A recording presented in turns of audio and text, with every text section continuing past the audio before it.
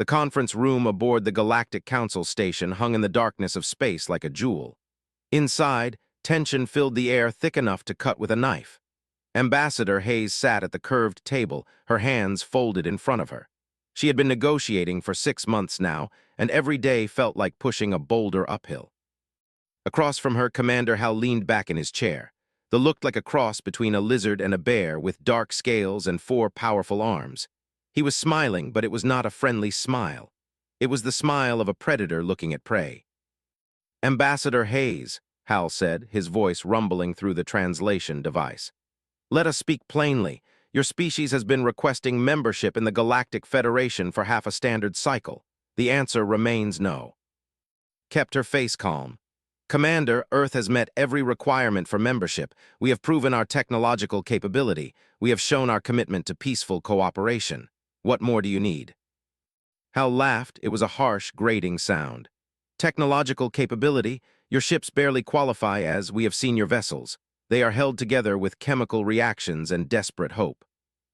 High Counselor N, an ancient being who looked like flowing water given form, raised one appendage. "Commander Hal, please maintain diplomatic courtesy."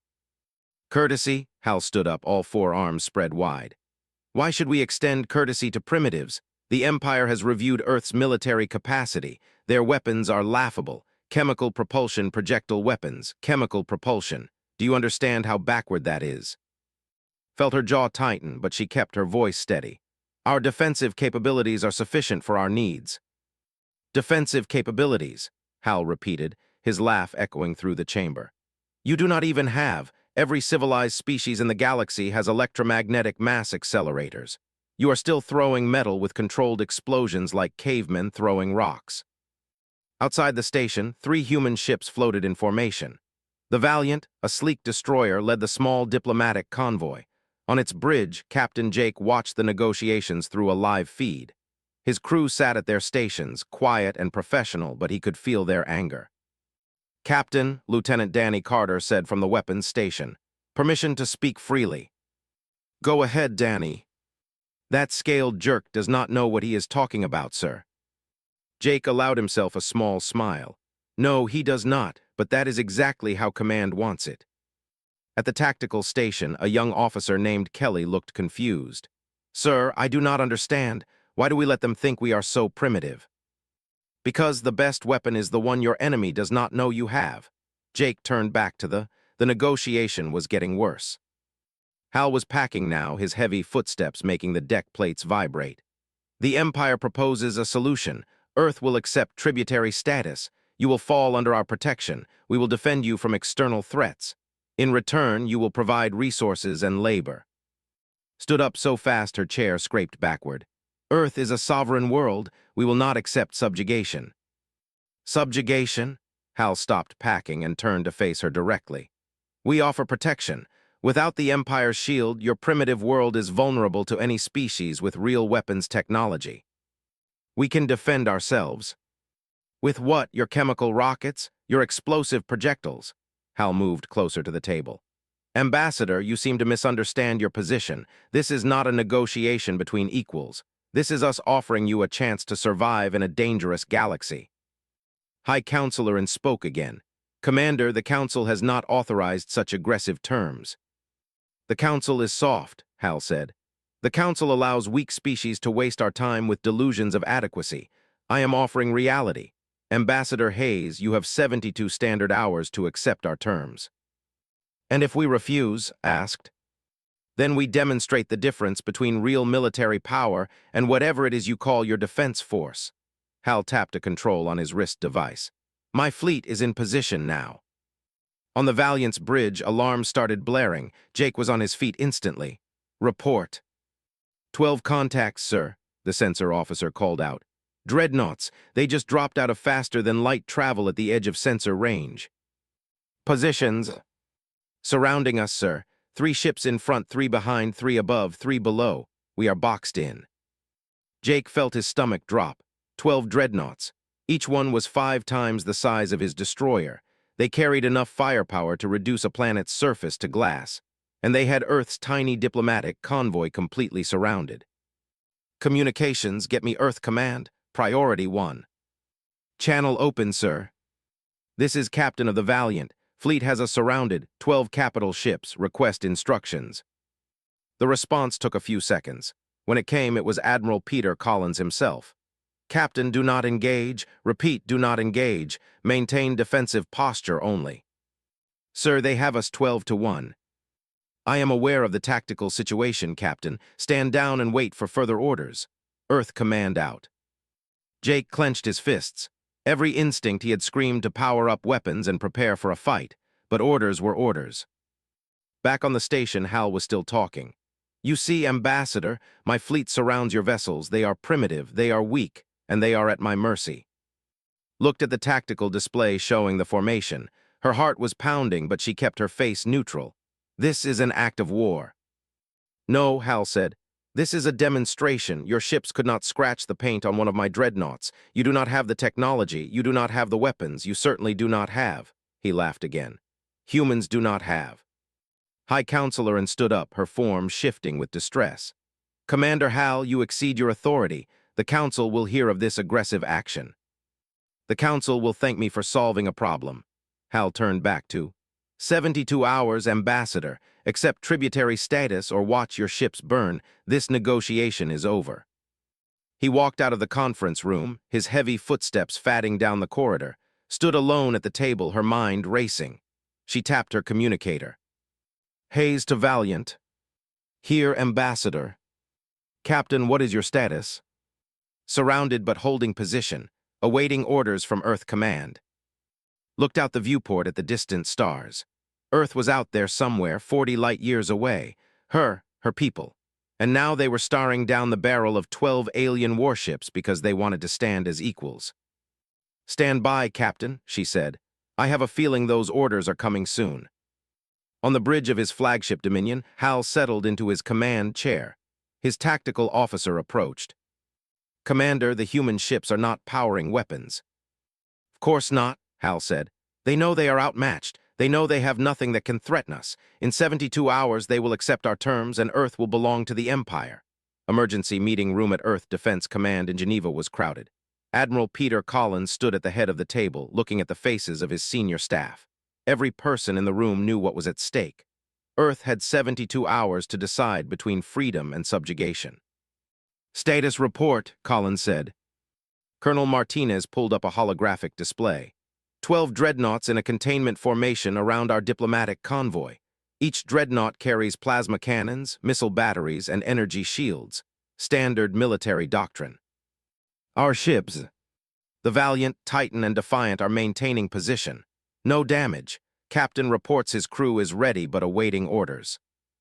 Collins nodded slowly. He looked around the table. Everyone out except essential personnel. The room cleared until only 5 people remained. Collins locked the door and activated security protocols. The windows darkened. Electronic countermeasures hummed to life. What you are about to hear is classified at the highest level, Collins said.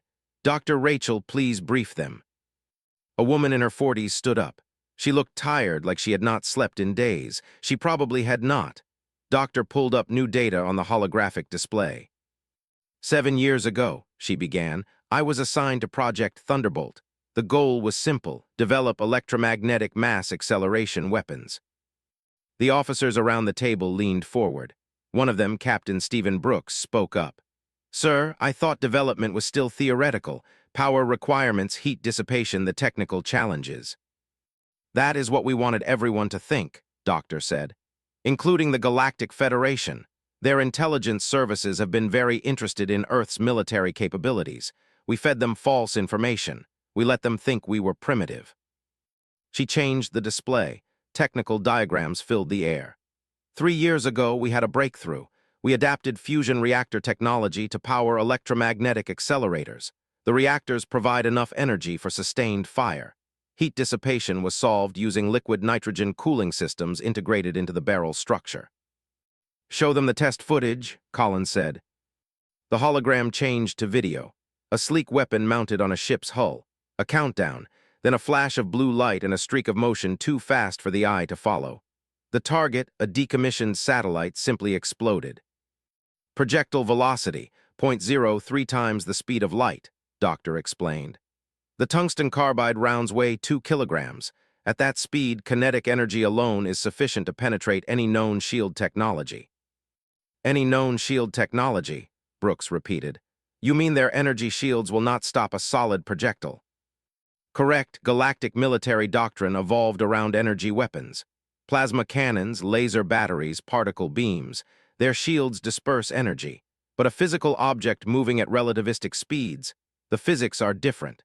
The shields might slow it down slightly, but they cannot stop it. Collins took over the briefing. 3 ships in our fleet have been equipped with batteries, the Valiant, Titan, and Defiant. Those are the same 3 ships currently surrounded by the fleet. The room was silent for a moment, then Brooks smiled. You planned this. We expected contact with aggressive species eventually, Collins said. The galaxy is not a friendly place. We needed an advantage. We needed something they would not expect. Another officer, Commander Lisa Warren, spoke up. Sir, I command the Titan. Are you saying my ship has and I did not know about it? The weapons were installed during your last refit, Doctor said. Listed in the inventory as experimental sensor arrays. Only the weapons officers and captains know the truth. Your Lieutenant Hayes knows. He has been trained on the systems. Warren looked shocked, then angry, then thoughtful. That is a lot of secrets, Admiral. Necessary secrets, Collins replied. If the Federation knew we had this capability, they would have planned for it, developed countermeasures. The advantage only works if it is a surprise. Doctor brought up more data. Each ship carries 20 rounds. That is all we could spare. The manufacturing process is expensive and time-consuming, so every shot must count. 20 rounds against 12 dreadnoughts, someone muttered. Collins looked at each person in turn. I am authorizing Captain to use any and all defensive measures necessary if the attack. That includes full deployment of systems. What about the Federation? Brooks asked.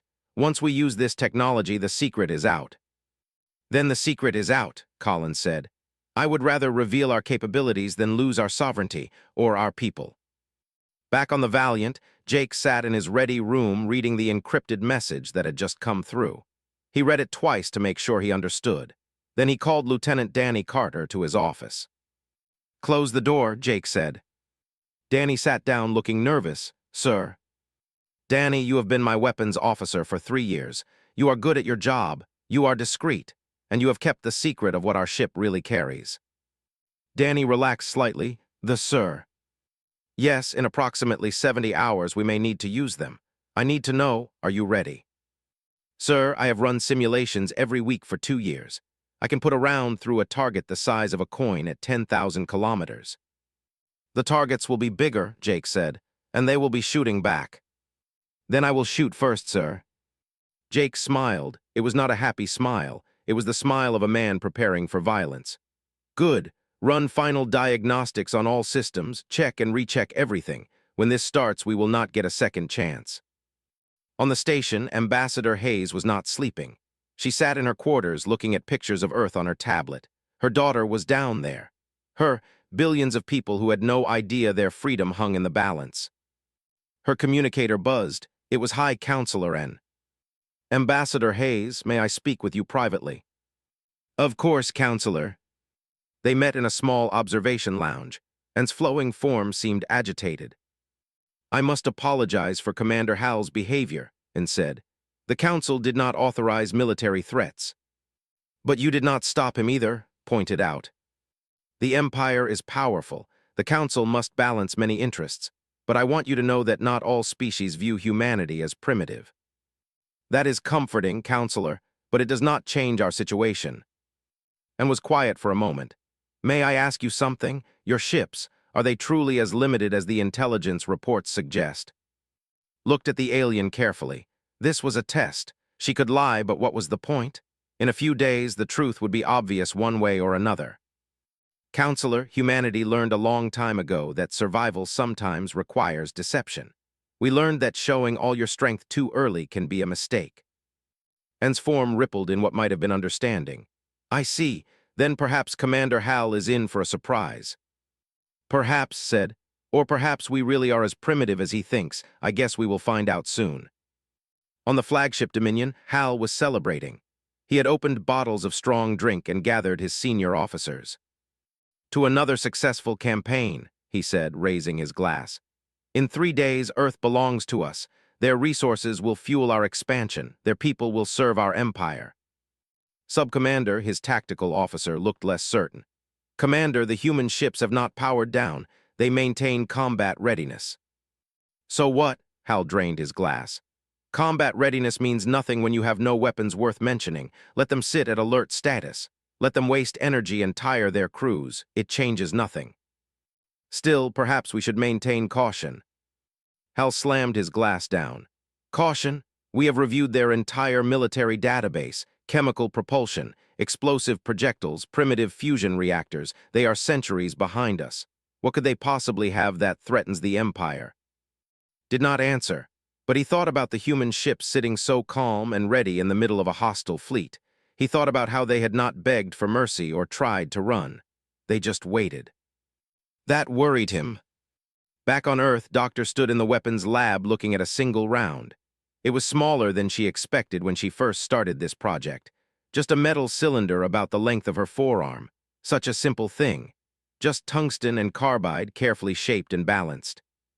But accelerated to .03 light speed, this simple metal cylinder had more kinetic energy than a nuclear weapon, and it would deliver all that energy to a single point in less than a second.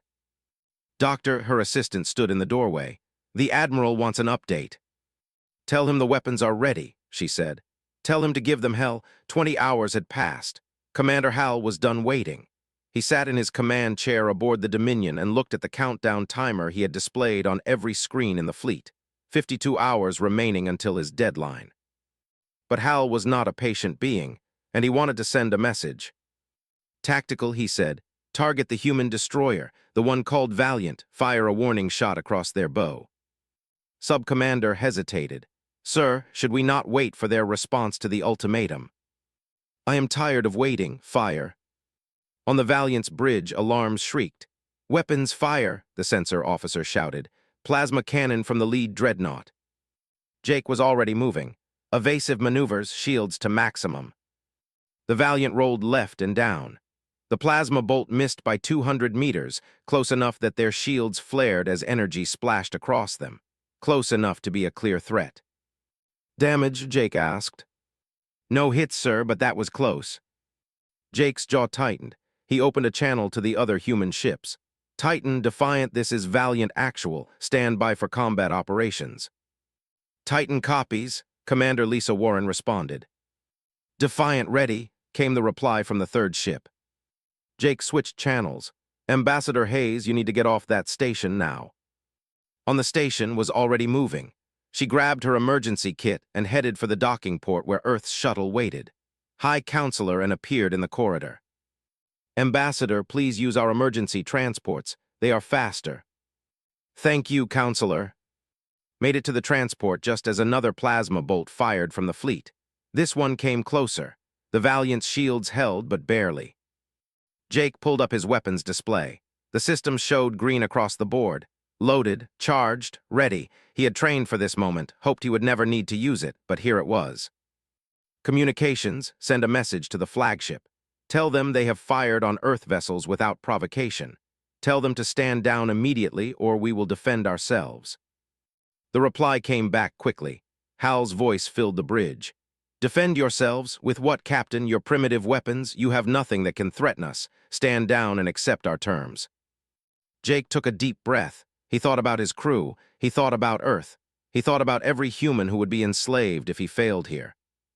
Lieutenant Carter, he said quietly, target the nearest Dreadnought, not the flagship. I want the one at coordinates Delta 3. Targeting, sir. Danny's hands moved across his console. The system came alive. Target locked. Sir, the sensor officer said, I am detecting power buildup across the entire fleet. Multiple ships charging weapons. They were out of time. All ships, Jake said on the command channel. Weapons free, engage the enemy. Firing, Danny said. The system drew power. For a moment, every light on the Valiant dimmed as the weapon pulled energy from the fusion reactor. Electromagnetic coils charged. The tungsten carbide round sat in the accelerator, waiting. Then it fired. There was no sound in space, but inside the ship they felt it. A vibration. A pulse. The barrel glowed white-hot for an instant as heat dissipation systems kicked in. The projectile accelerated down the barrel in less than a tenth of a second. It left the weapon at 9,000 kilometers per second, 0.03 times the speed of light, 2 kilograms of metal moving faster than anything they had ever seen. It crossed the distance to the target Dreadnought in less than 2 seconds. On the ship, sensors detected something wrong. An object moving impossibly fast. No energy signature, just mass and velocity. The shields activated automatically. They were designed to disperse energy, to spread plasma across a wide field, to deflect lasers. They did nothing to stop solid matter moving at relativistic speeds. The projectile hit the Dreadnought's forward section. It punched through the shields like they were not there. It hit the armor plating and kept going. The kinetic energy was so intense that metal did not just bend or break. It vaporized on contact. The round went completely through the ship. It entered the front section, passed through 17 decks, went through the engineering section, through the reactor containment, and out the back. For 1 second, nothing seemed to happen. Then the Dreadnought exploded. The reactor breach caused a cascade failure. Secondary explosions rippled through the ship. It split in half, both sections tumbling away from each other, trailing debris and atmosphere. Flames erupted and died instantly in the vacuum. The crew did not even have time to scream. Every screen on every ship in the area showed the same thing. One moment, a massive Dreadnought. The next moment, nothing but wreckage. Silence filled every communication channel. On the Dominion, Hal stared at his display. His forearms hung limp at his sides. His mouth was open, but no words came out. "Report," he finally managed to say. Was frantically checking his console. "The Conqueror is gone, completely destroyed. I'm detecting no life signs, no power signatures, total loss." "How? What hit them?" "I do not know, Commander. Sensors show a massive kinetic impact, but there was no missile launch. No energy signature, just velocity and mass." Hal's mind raced. Kinetic impact, no energy signature, that meant a physical projectile, but moving at what speed to cause that much damage? The answer hit him like ice water. No, that is impossible. On the Valiant, Jake watched the explosion fade. He felt sick. He had just killed thousands of beings, but they had fired first. They had threatened Earth. He had done what he had to do. "Target destroyed," Danny reported. His voice was shaky. "Recharging, ready to fire again in 30 seconds. "Titan reporting," Commander Warren's voice came over the channel. "We have target lock on 3 more Dreadnoughts." "Defiant ready," said the third ship. Jake opened a channel to the fleet. "Commander Hal, stand down immediately. You fired on Earth vessels. We defended ourselves. Do not make us do that again." Hal's voice came back, but it was different now. The arrogance was gone, replaced by shock and growing rage. "That is impossible. Humans do not have. Our intelligence was clear." "Your intelligence was wrong," Jake said. "Stand down now." Instead of retreating, Hal did something stupid. "All ships, focus fire on the human vessels. Destroy them." 11 Dreadnoughts opened fire at once. Plasma cannons, missile batteries, energy weapons. The space around the 3 human ships lit up like a star. "Shields holding," the Valiant's engineer reported. "But we are taking heavy damage, shields at 60%. "Return fire," Jake ordered. "All weapons, take them down." The Valiant fired again. Another round. Another Dreadnought hit. This one did not split in half. Instead, the round went through its engineering section and the ship went dark, spinning out of control with massive hull breaches venting atmosphere. The Titan fired, 2 rounds in quick succession. One missed as the target Dreadnought tried to evade. The other hit home. The ship's entire front section disintegrated. The Defiant targeted a Dreadnought trying to flank them. The round hit the ship's side, punching through crew sections. The internal explosions rippled through the vessel. In less than a minute, 4 Dreadnoughts were destroyed or crippled. The humans were vastly outnumbered but they were doing what they were designed to do. On the Dominion shouted over the chaos. "Commander, their weapons are electromagnetic mass accelerators, moving projectiles at relativistic speeds. Our shields cannot stop them." "I can see that," Hal snarled. "Return fire, concentrate all weapons on one ship at a time." The fleet adjusted tactics. 8 remaining functional dreadnoughts focused their fire on the Valiant. The smaller human ship shuddered under the assault. "Shields at 30%, the engineer called out. "We cannot take much more." "Evasive maneuvers," Jake ordered. "Make us a hard target." The Valiant rolled and twisted, trying to spread the damage across different shield sections. But there were too many enemy ships, too much incoming fire. A plasma bolt got through. It hit the Valiant's port side, burning through armor. Alarms shrieked. "Hull breach, Deck 7, damage control reported. Sealing bulkheads, 3 casualties." Jake felt anger replace his shock. 3 of his crew dead, more wounded. All because an arrogant alien wanted to enslave humanity. "Target their flagship," he said. "I am done playing defensive." "Sir, the flagship has the heaviest shields," Danny said. "I do not care. Target the Dominion." Lieutenant Carter locked weapons on Hal's ship. "Target locked, firing." The fired again. The round crossed the distance in seconds. It hit the Dominion's shields at full power. The shields held, barely, but the kinetic shock sent ripples through the entire shield matrix. Emergency systems kicked in. Warning lights flashed across the Dominion's bridge. "Shields at 40%, reported. "One more hit like that and we are finished." Hal looked at the tactical display.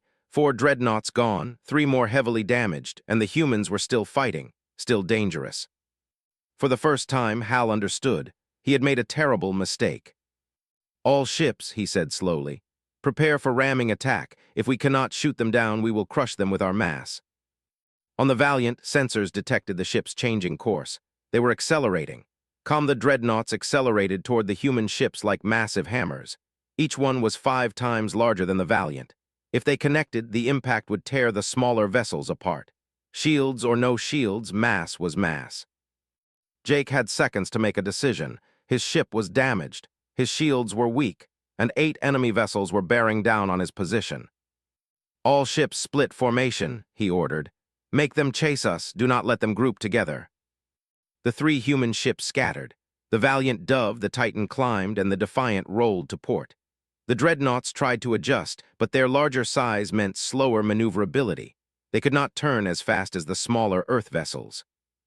"Incoming transmission," the communications officer said. "Priority 1 from Earth." "Put it through." Admiral Collins appeared on the screen. Behind him, Jake could see the command center at Earth Defense Headquarters. "Captain, reinforcements are inbound. Hold position for 7 minutes." 7 minutes? Jake looked at the tactical display. 7 minutes might as well be 7 hours. "Sir, we are barely holding on now." "I know, do your best." Collins out. The channel closed. Jake looked at his crew. They were tired, scared, but still at their stations, still doing their jobs. "You heard the Admiral," Jake said. "We hold for 7 minutes. Danny, make every shot count. Helm, keep us moving. Engineering, squeeze every bit of power you can into those shields." "Yes, sir," came the replies. The Valiant twisted through space, dodging plasma fire. A dreadnought came at them from above. Jake waited until the last possible moment. "Fire," he said. The spoke again. The round hit the dreadnought's underside, the weakest part of its armor. It did not penetrate all the way through, but it did not need to. The impact destroyed the ship's main power systems. The dreadnought went dark and began drifting. "One more down," Danny reported. 6 rounds remaining. On the Titan, Commander Lisa Warren was dealing with her own problems. 2 dreadnoughts had her bracketed, firing from both sides. Her shields were at 20% and dropping fast. "We need to break their formation," she said. "Helm, bring us hard to starboard. Head straight for the one on our right." "Ma'am, that is a collision course." "I know, do it." The Titan accelerated toward the dreadnought. The enemy ship saw them coming and tried to evade, but Lisa had counted on that. "Fire now," she ordered. The Titans fired at point-blank range. The projectile hit the dreadnought's bridge section. The entire front of the ship exploded in a shower of debris. Without command and control, the vessel began spinning out of control. "Break off," Lisa ordered. The Titan rolled away just before impact. Close, too close. Back on the Dominion, Hal was watching his fleet fall apart. 7 dreadnoughts destroyed or disabled. 4 remaining, and those cursed human ships were still fighting. "Sub-Commander," he said. "Analysis, how are they doing this?" pulled up data on his console. The projectiles are traveling at approximately 9,000 kilometers per second. At that velocity, kinetic energy alone is devastating. Our shields are designed for energy weapons, not solid projectiles at relativistic speeds. So what do we do? We retreat, Commander, regroup, study this new weapon, develop countermeasures. Retreat, Hal's voice was dangerous. The Empire does not retreat from primitives. These are not primitives. They have technology we did not anticipate. They have weapons that counter our entire defensive doctrine. Commander, we are losing. Hal slammed his fist against the arm of his chair. Everything had gone wrong. The intelligence reports had been wrong. The humans had been hiding their capabilities, and now his fleet was being torn apart by 3 small ships. Time until we can jump to faster than light, he asked. Engines are ready now, Commander. Hal looked at the tactical display one more time. He thought about his career, his reputation. If he retreated, he would be seen as weak. If he stayed, he would lose more ships, maybe even his life. Pride 1. All remaining ships continue the attack. Target the human destroyer. The Valiant, I want that ship destroyed. The 4 functioning dreadnoughts converged on Jake's position.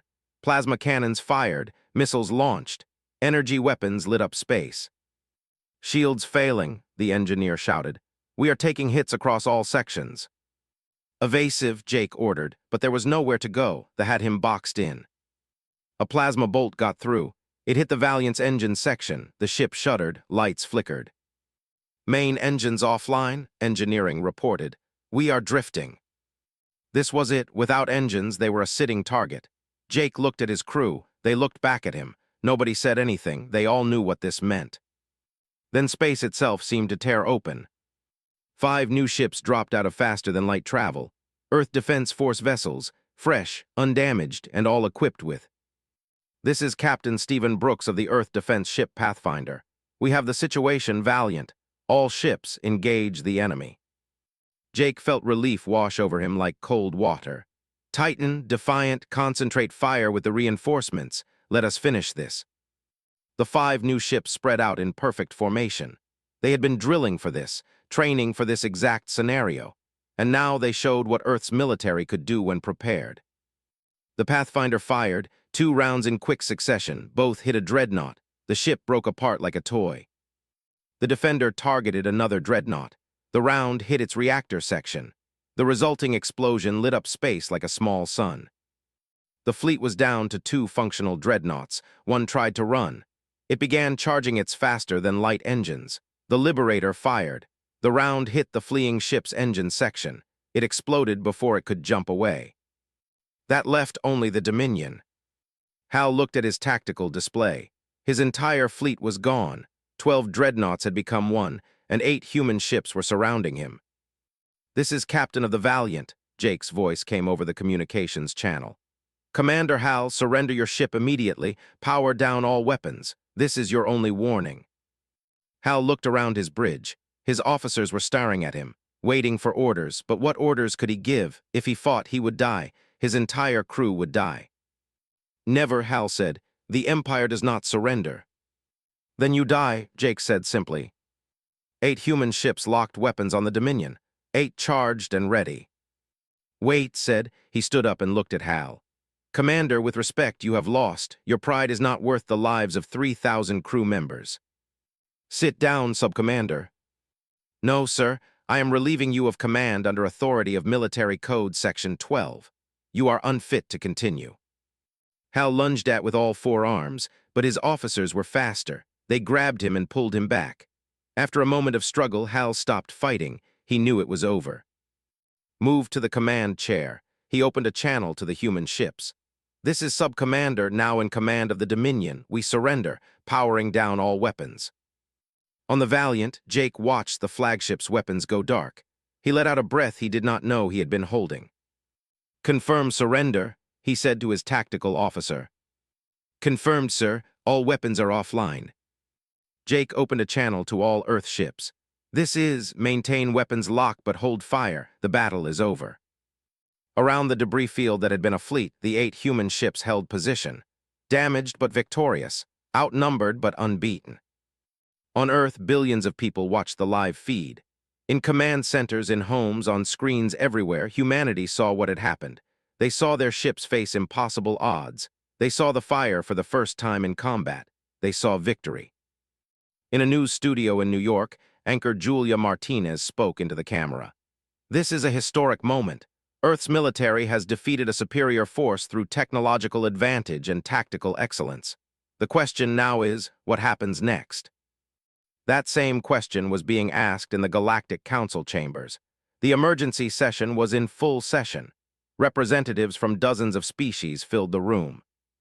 High Counselor and stood at the center. The Council recognizes Ambassador Hayes of Earth. Stood up, she was back on the station, having watched the entire battle. She was tired, shaken, but she stood straight and spoke clearly. "The Empire attacked Earth vessels without provocation. We defended ourselves. 7 of their dreadnoughts are destroyed, 4 are disabled. 1 has surrendered. Earth did not seek this conflict, but we did not run from it either." A counselor stood up. It was not Hal. It was Axe. One of the 3 days after the battle, Captain Jake stood on the bridge of the Valiant and looked out at the repair crews working on his ship. The damage had been significant. Hull breaches, engine damage, shield generators burned out, but they were alive. His crew was alive, and they had won. "Captain," Lieutenant Danny Carter said, "we are receiving a transmission from the Galactic Council. They are requesting your presence at an emergency session." Jake nodded. "Acknowledge the transmission. Tell them I will be there." He left the bridge and headed to his quarters to change into his dress uniform. As he walked through the corridors, crew members stopped to salute. Some of them had tears in their eyes. They had all thought they were going to die. Now they were heroes. The shuttle ride to the station was quiet. Jake sat alone, thinking about the battle, about the crew members who had died, about his own people who had been wounded. War was ugly even when you won. The Galactic Council chamber was packed. Every species in the Federation had sent representatives. Jake walked in with Ambassador Hayes beside him. All eyes turned to them. High Counselor N was at the center podium. "Captain, Ambassador Hayes, please come forward." They walked to the center of the room. The silence was heavy. "The Council has reviewed all sensor logs and communications from the incident 3 days ago," and said, "We have determined that the Empire initiated hostilities without provocation. Earth vessels acted in self-defense." Axe, the counselor, stood up. He looked older somehow, tired. "The Empire formally apologizes for Commander Hal's unauthorized actions. He exceeded his authority. His aggression does not represent official Empire policy." Raised an eyebrow. "Unauthorized? He commanded 12 dreadnoughts. That requires significant resources and approval." Axe looked uncomfortable. "There will be an internal investigation. Those responsible will be held accountable." Which meant, Jake thought, that the leadership was throwing Hal under the transport to avoid taking responsibility. Typical. And continued. "The Council recognizes that Earth possesses military technology previously unknown to the Federation, specifically electromagnetic mass accelerator weapons." A murmur ran through the chamber. Species representatives leaned forward, interested and worried. "The Council requests information about this technology," and said, "for purposes of mutual defense and security." Before could respond, a new voice spoke up. It was Counselor from the Collective, a peaceful species known for their scientific advancement. "With respect, High Counselor, Earth is not a member of the Federation. They have no obligation to share their technology with us." "But if they seek membership," another counselor said, "surely they should demonstrate openness and cooperation." Jake felt his jaw tighten. They wanted Of course they did. Every species in the room was probably calculating how to counter the technology or acquire it for themselves. Stepped forward. "Earth is willing to share certain information about technology, but we will not provide complete specifications or operational details. Some things remain classified." "That is unacceptable," the counselor said. "Then it is unacceptable," replied calmly. "Earth will not be bullied into revealing military secrets, not by threats and not by diplomatic pressure." And rippled thoughtfully. "Ambassador Hayes, perhaps we should discuss Earth's application for Federation membership. The Council has been reviewing your request for 6 months. I believe it is time for a decision." Nodded, "We would welcome a resolution." The voting was done electronically. Each species representative entered their choice. The results appeared on the main display. Approved 47 votes, rejected 3 votes, abstained 1 vote. By decision of this council, and announced, Earth is granted full membership in the Galactic Federation, effective immediately. The chamber erupted in conversation. Some species applauded, others looked worried. The delegation sat in stony silence. Jake felt relief wash over him. They had done it. Earth was part of the Federation. Humanity had earned its place among the stars. Back on Earth, the news spread instantly. In New York, London, Tokyo, Mumbai, everywhere, people celebrated. Earth was no longer alone. They were part of something bigger. In Geneva, Admiral Collins sat in his office with Dr. Rachel. They were watching the council proceedings on a secure channel. "So they voted us in," Collins said. "Now comes the hard part." "Integrating with Federation technology?" Doctor asked. "That and managing the fallout. Every species in the galaxy now knows we have. Some will want to trade for the technology, others will want to develop countermeasures, and some will see us as a threat." Doctor pulled up a holographic display. It showed technical diagrams of the system. "We can share the basic physics. The concept of electromagnetic acceleration is not secret, but the specific engineering solutions, the power management, the materials science, those stay classified." "What about the manufacturing process?" "That definitely stays secret. If we control production, we control distribution. That gives us leverage." Collins nodded. "We need leverage. We are one planet in a galaxy of thousands. We need every advantage we can get." 1 week later, the formal ceremony took place. Earth's flag was raised in the council chambers alongside the other Federation members. Ambassador Hayes gave a speech.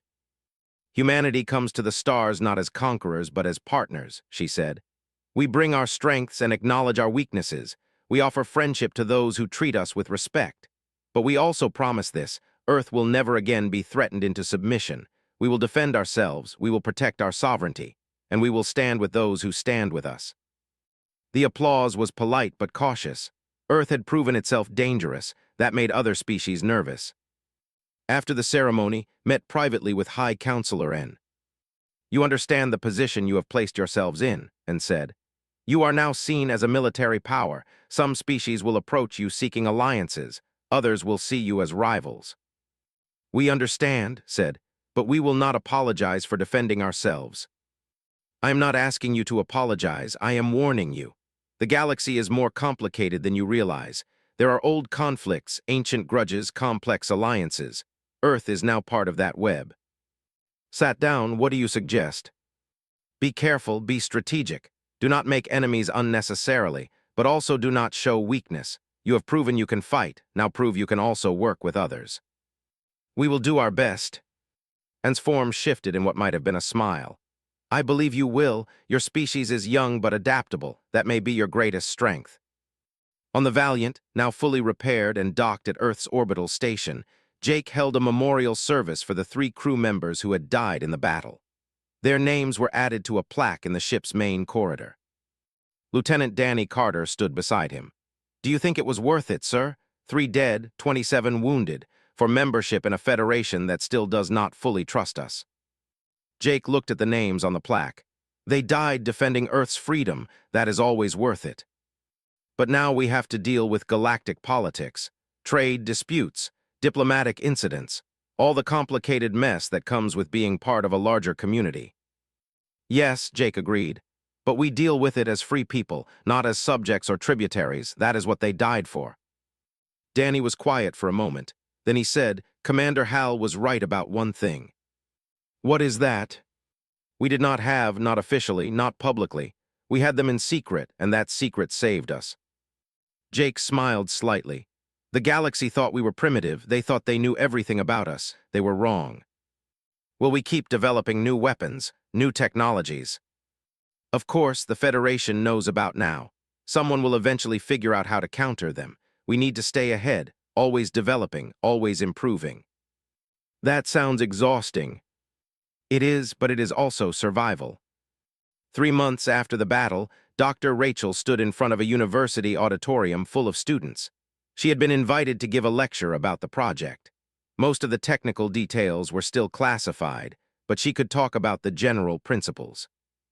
The key to our success, she said, was not just the technology itself. It was understanding what our potential enemies expected. They expected energy weapons because that is what everyone uses. We gave them something different, something they were not prepared for. A student raised her hand. Doctor, do you think other species will copy our technology? Some will try. The physics are not complicated, but making it work reliably at the power levels and velocities we achieved, that requires specific engineering solutions. Solutions that took us 7 years to develop. It will take others time to catch up. And when they do catch up, Doctor smiled. Then we will have moved on to something else. That is the nature of military technology, action and reaction, development and counter-development. The key is to stay ahead. After the lecture, Doctor returned to her lab. Her team was already working on next-generation weapons, improved with higher velocities, defensive systems to counter attacks, and other projects she could not even mention. The work never stopped. 5 years later, Earth had become a significant player in the Galactic Federation. Human ships patrolled trade routes. Human diplomats negotiated treaties. Human engineers shared technology and learned from other species. The battle was now part of history. Children learned about it in school. The Valiant was preserved as a museum ship. Captain had been promoted to admiral. Ambassador Hayes had retired and written a book about Earth's first contact. But the lessons remained. Humanity had learned that the galaxy was dangerous. That respect had to be earned. That freedom required strength. And they had learned one other thing, perhaps the most important. Humans did have, and anyone who threatened Earth would learn that the hard way. In his office at Earth Defense Command, Admiral Peter Collins looked at a photograph on his wall. It showed the Valiant and its crew before the battle. Young, confident, unaware of what was coming. He thought about Commander Hal, who had laughed at humanity's supposed weakness, who had mocked their technology, who had thought Earth would be easy prey. Hal had been wrong, and his mistake had cost him everything. Collins turned away from the photograph and looked out at the stars. Somewhere out there, other species were probably making plans, probably underestimating humanity, probably thinking Earth was just another minor power in a galaxy full of giants. Let them think that. Let them make the same mistake Hal made. Because humanity had learned the most valuable lesson of all. Never show all your cards until you have to. Keep some secrets. Maintain some surprises.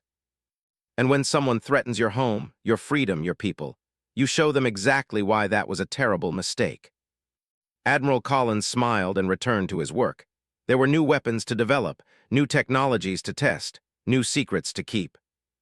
Because in the end, the galaxy had learned one simple truth. Humans did have, and that was just the beginning.